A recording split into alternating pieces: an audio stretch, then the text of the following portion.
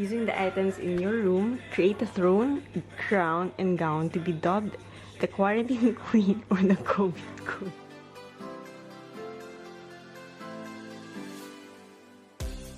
Formal tayo masyado. Akala mo may job interview, di ba? Vlog-vlog ka lang. Vlogger ka, girl.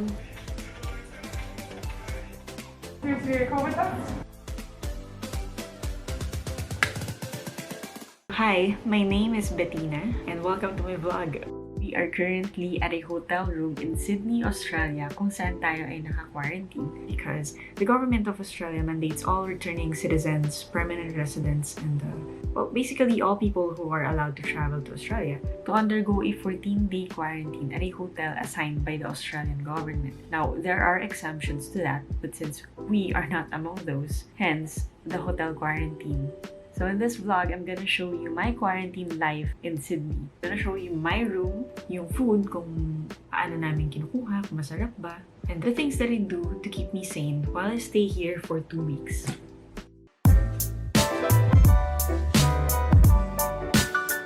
If you're a family or you're a friend of mine and you're watching this, and then you must already know that last year pa ako dapat nandito. Yeah, I was supposed to migrate here in Australia May 2020. But then we all know what happened last year. The pandemic hit and, well, that prevented me from leaving the Philippines. And then by July, I was able to book again. But the very next day, na-cancel uli yung flight. Thankfully, hindi pa ako nakaalis nun kasi hindi pa siya yung right time. And I believe naman na everything happens for a reason. And all good things happen at the right time.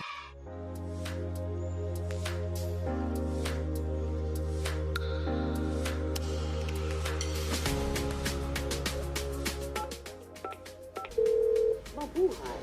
Welcome to Philippine Airlines.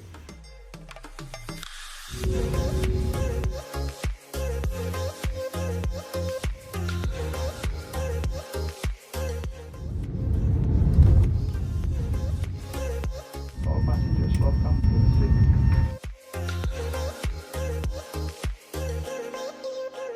Totoo, mabagal na mabilis yung oras dito.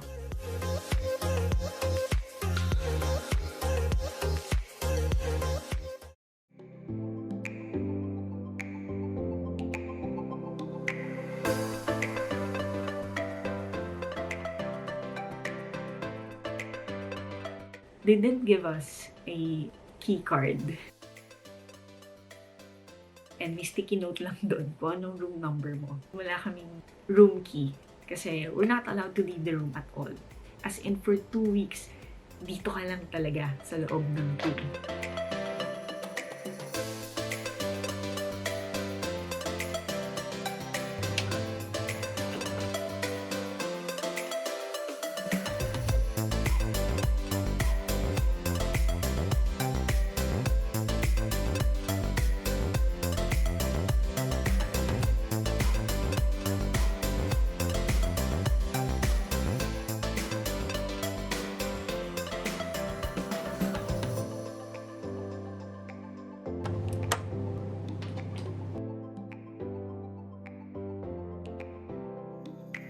Very grateful that I have 2 beds dito sa room. We are allowed to request for new sheets para palitan yung sa bed kasi nga bawal ang housekeeping sa loob. So everything else, kami ang maglilinis ng room namin, kami magpapalit. But since I have 2 beds and I'm all alone, at least hindi ko na kailangan palitan kasi I can use the other one pang alternate. Same goes dun sa towels. If we need to replace them, all we have to do is call housekeeping. And well, basically, if we need anything else, you can always call housekeeping.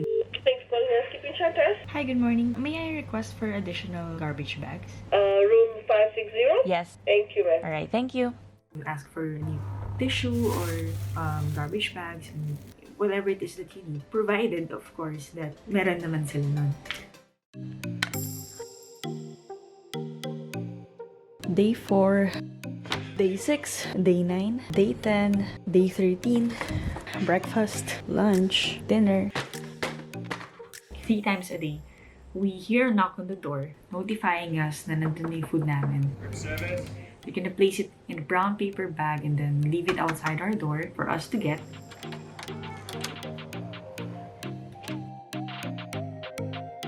after eating, I'm gonna put everything back inside, place it outside our door, and then they're just gonna collect it and clean it up for us. Same goes with our other trash.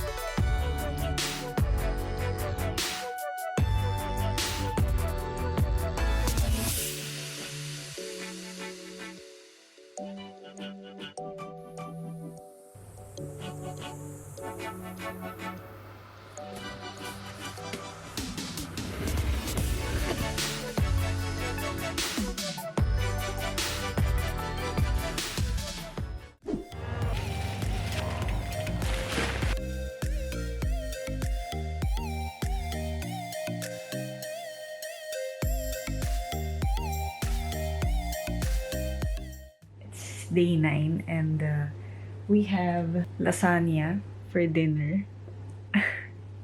Kaya lang, it's already cold kasi kanina pa siya dumating. But hindi pa kasi ako gutom kanina. But now I'm hungry. Pero malamig na siya. But I hope it's good.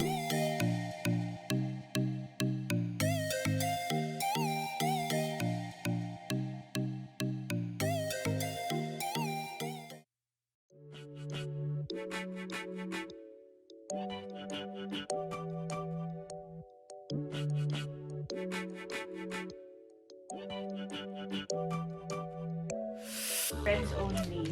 Kahit patanungin mo.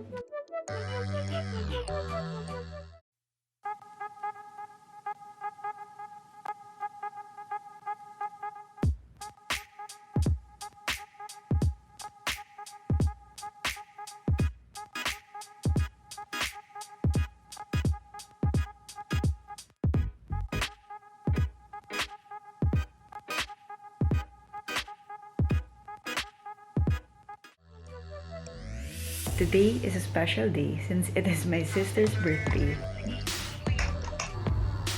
They sent me this. Thank you to my sister and happy birthday. Mukbang tayo tonight. Ano ubusin ko?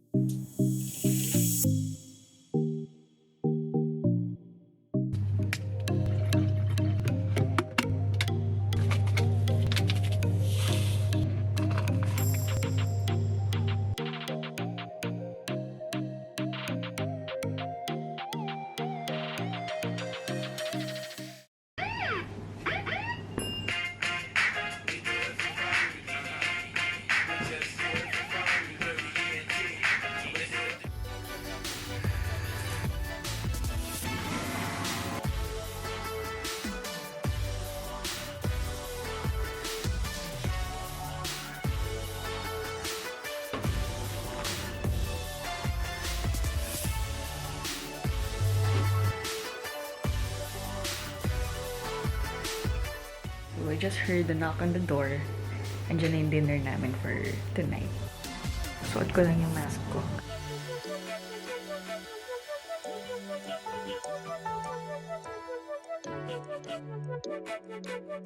My favorite time of the day is when I get to talk to my family and my dogs.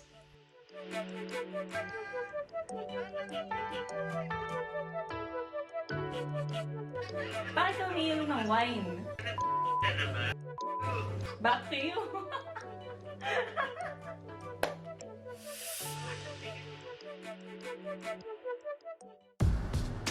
On some days, I do my laundry and do some workout. it's actually a good idea to pass away time.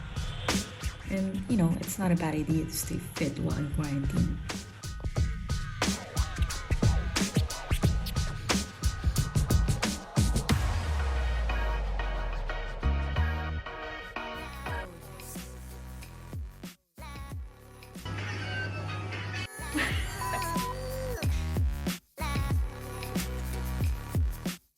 Some days went by fast, while most days seemed like forever.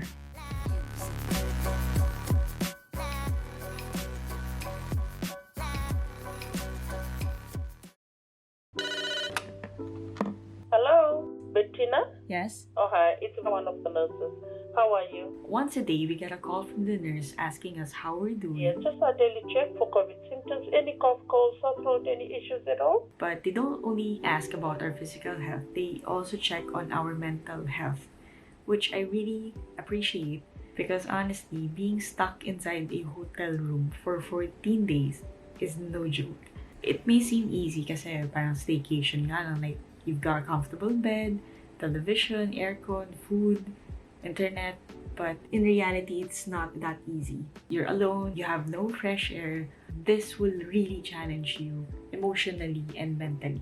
They have a hotline that you can call 24/7 whenever you're feeling lonely or you're feeling sick. I'm glad that they really look after you. This is for your day-to-day COVID test. What's your name? When's your birthday? If you don't want to say any symptoms at all. Just have your back against the door. So we do the mouth and the back of the nose. Alright? Sit for the nose, just keep nice and still. You okay? Okay, you'll have your results tomorrow afternoon. They'll come right to your room and give you paperwork, okay? Thank you.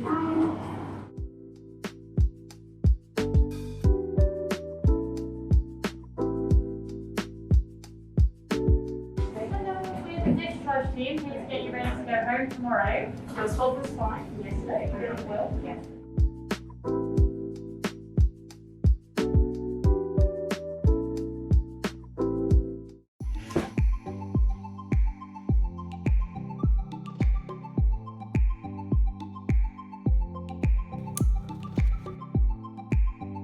Under different circumstances, it would have been nice to stay at a hotel room this long. But the fact that this is all happening because of a global pandemic makes me really, really wish that no one would ever have to go through this ever again.